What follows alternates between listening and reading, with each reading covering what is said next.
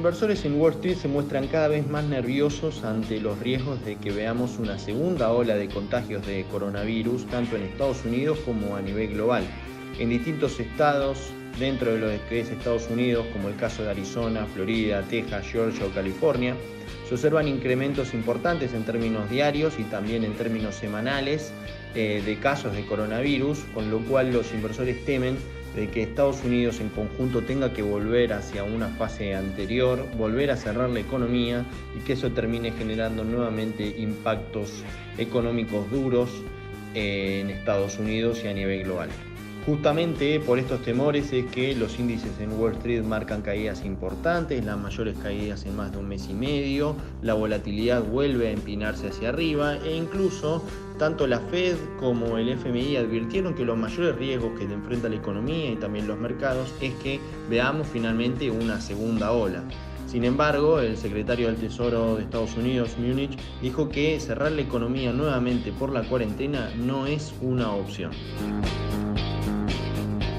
En Argentina fue uno de los datos más importantes de la semana, la visión negativa del FMI que tiene para nuestro país para los próximos 2 años, en donde vamos a tener una caída del 9,9% este año, según espera el fondo, y una recuperación de apenas 3,9% en 2021, dejando un saldo en estos 2 años de 6,4% de retroceso y sería solo superado por Italia, México y España, con lo cual Argentina estaría en estos 2 años dentro de los países que mayor caería en cuanto al nivel de actividad.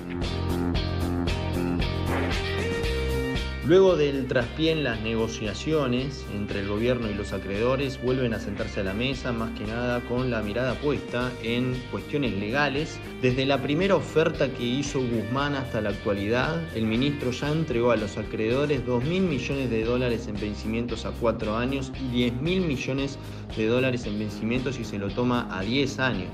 Si bien los acreedores se dieron parte en su posición en la parte económica, fue el gobierno en quien más estiró para cortar la brecha. Aún así, siguen las diferencias entre las partes, en donde hoy estamos en una situación de un rango de entre 50 y 57, lo que oferta el gobierno y lo que esperan los acreedores. Esa distancia se acortó entonces a $7 cuando inicialmente estaba en torno a los 21. De todos modos, todavía subyace la diferencia entre los acreedores y el gobierno, con lo cual el riesgo de que el acuerdo no se concrete sigue siendo elevado, ya que todavía no se anunciaron finalmente un acuerdo entre las partes en forma definitiva.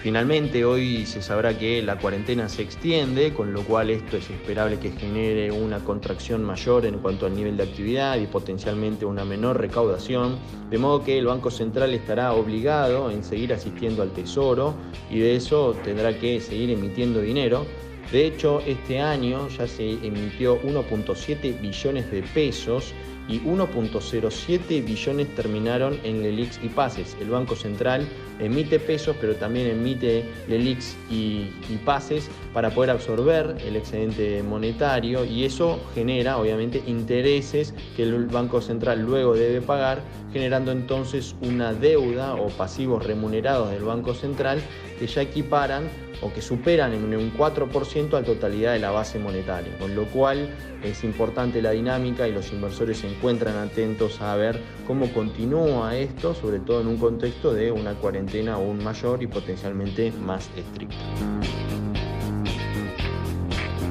Para tener un poco de noción del impacto de la cuarentena sobre el nivel de actividad, se supo esta semana que la economía arrancó en 2020 en terreno negativo y que cayó 5,4% en el primer trimestre en comparación interanual.